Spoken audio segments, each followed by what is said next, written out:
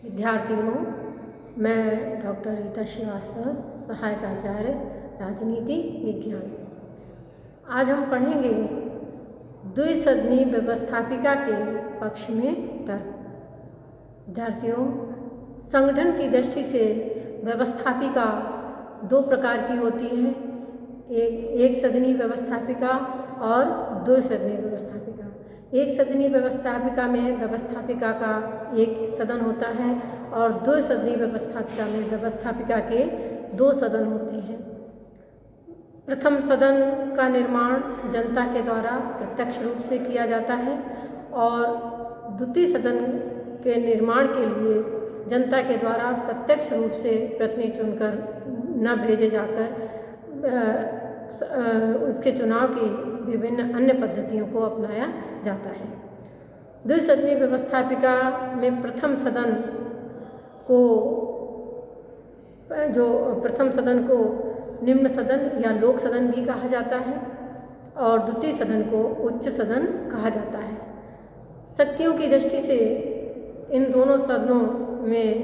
अंतर होता है। प्रायः विश्व के सभी देशों में, अधिकांश देशों में व्यवस्थापिका के प्रथम सदन को द्वितीय सदन की तुलना में अधिक और प्रभावशाली शक्तियाँ प्राप्त होती हैं, परंतु संयुक्त राज्य अमेरिका का दूसरा सदन सीनेट जो है उसे प्रथम सदन के बराबर और हम कहें कि कुछ क्षेत्रों में प्रथम सदन से अधिक शक्तियाँ प्राप्त हैं। काफ़ी समय से इस बारे में विद्वानों में मतभेद रहा है कि व्यवस्थापिका एक सदनी होनी चाहिए या द्विसदनी होनी चाहिए। तो आज हम पढ़ेंगे द्विसदनी व्यवस्थापिका की उपयोगिता या उसके पक्ष में तर्क। सबसे पहला तर्क है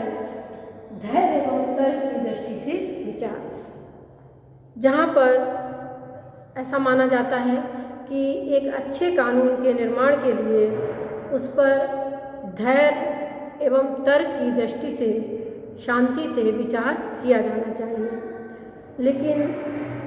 जहाँ पर द्विसदनी व्यवस्थापिका एक सदनी व्यवस्थापिका होती है, वहाँ पर इस बात की संभावना रहती है कि विधेयक के ऊपर बहुत जल्दबाजी में, आवेशपूर्ण और उत्तेजनापूर्ण वातावरण में उसके ऊपर विचार किया जा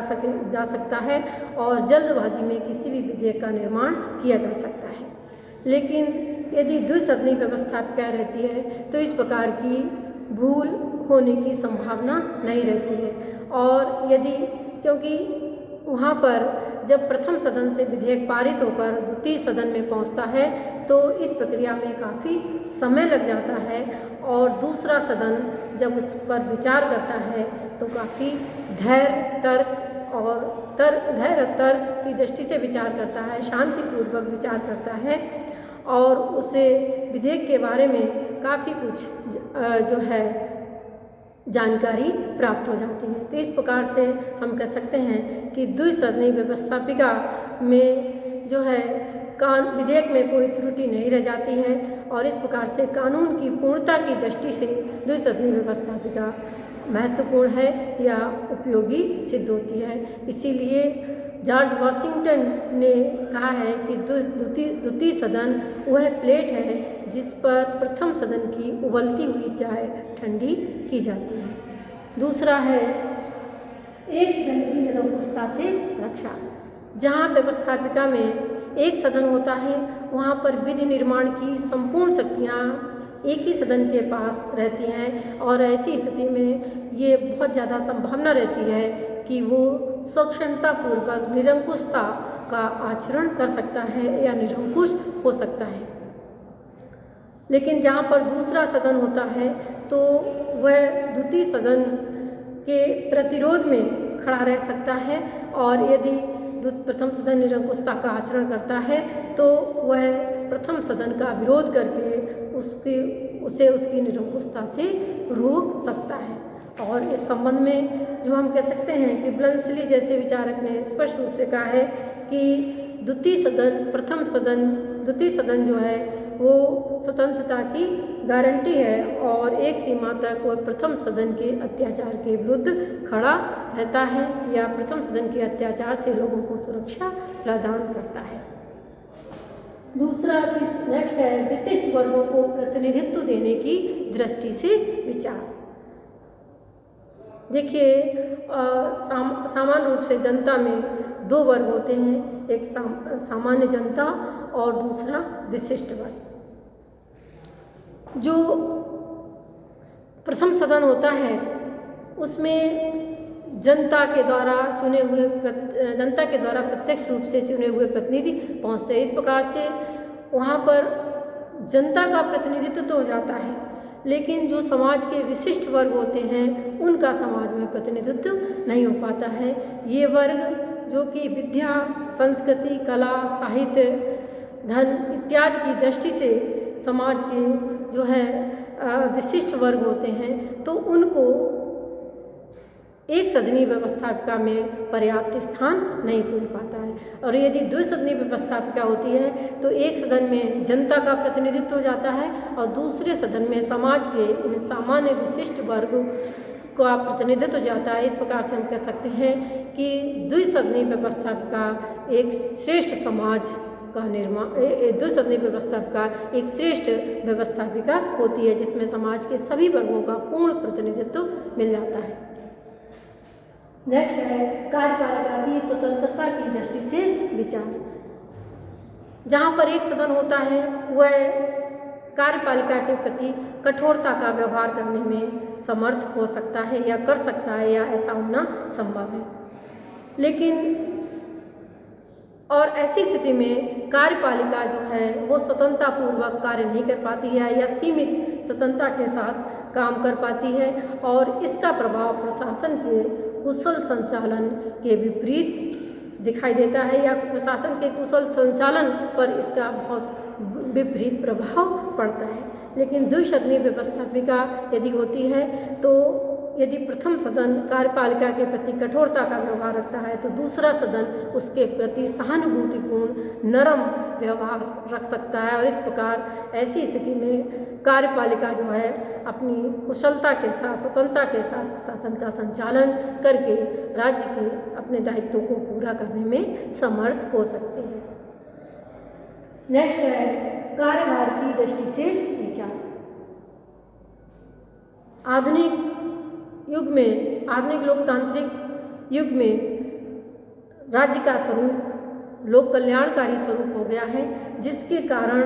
हम कह सकते हैं कि आज नित्य नए नए कानूनों का निर्माण करना पड़ता है और इसके परिणामस्वरूप जो व्यवस्थापिका है उसका कार्यभार बहुत बढ़ गया है। यदि एक सदन होता है तो इस संपूर्ण बढ़े हुए कार्यभार को जो है व्यवस्थापिका के एक सदन को करना पड़ता है और इससे उसकी कुशलता के ऊपर जो है विपरीत प्रभाव पड़ सकता है। और यदि दूसरा सदन होता है तो हम ये कह सकते हैं कि जो कार्यभार है वो प्रथम सदन का कम हो जाता है और वो अपने कार्यों को बहुत कुशलता से कर सकती है। जो कम महत्वपूर्ण विषय हैं या जिन विषयों के संबंध में किसी प्रकार का विवाद नहीं है, ऐसे विषयों के संबंध में विचार का कार्य द्वितीय सदन में प्रारंभ किया जा सकता है और जो अधिक महत्वपूर्ण विषय हैं और जो विवादास्पद विषय हैं उनके संबंध में विचार का कार्य प्रथम सदन में पूरा शुरू किया जा सकता है। इस प्रकार से हम कह सकते हैं कि व्यवस्थापिका को जो कार्यपालिका को ऐसी स्थिति में हम कह सकते हैं कि प्रथम सदन को जो महत्वपूर्ण विषय हैं उनके ऊपर विचार विमर्श करने का काफ़ी अच्छा समय मिल जाता है। नेक्स्ट है जनमत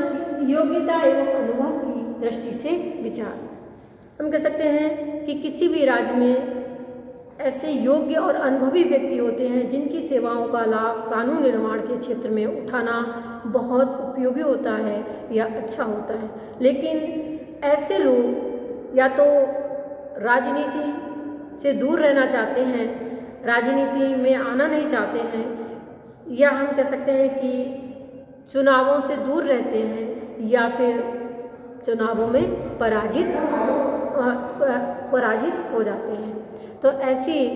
स्थिति में यदि द्वितीय सदन होता है तो प्रथम सदन में जनता के लोग आ जाते हैं और द्वितीय सदन में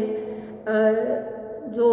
समाज के जो योग्य अनुभवी विशिष्ट लोग होते हैं जिनकी सेवाओं का लाभ राज्य को मिलना चाहिए, उनका प्रतिनिधित्व समाज में हो जाता है और कानून निर्माण के क्षेत्र में उनका लाभ राज्य को मिल जाता है। नेक्स्ट है जनमत की दृष्टि से विचार। जनमत की दृष्टि से भी द्वितीय सदन काफ़ी महत्वपूर्ण होता है, क्योंकि एक सदन से विधेयक पारित होने के बाद जब दूसरा सदन में पहुंचता है तब तक उस विधेयक के पक्ष और विपक्ष में काफ़ी विचार आ जाते हैं और जनता उस विधेयक के बारे में काफ़ी कुछ समझ जाती है और इस प्रकार से वह अपना मत भी उस विधेयक के संबंध में प्रकट कर देती है, जिससे कि उस विधेयक का जब निर्माण होता है,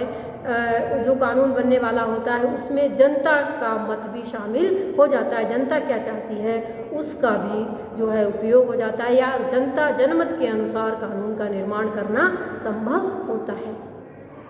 नेक्स्ट है संघ राज्य की दृष्टि से विचार।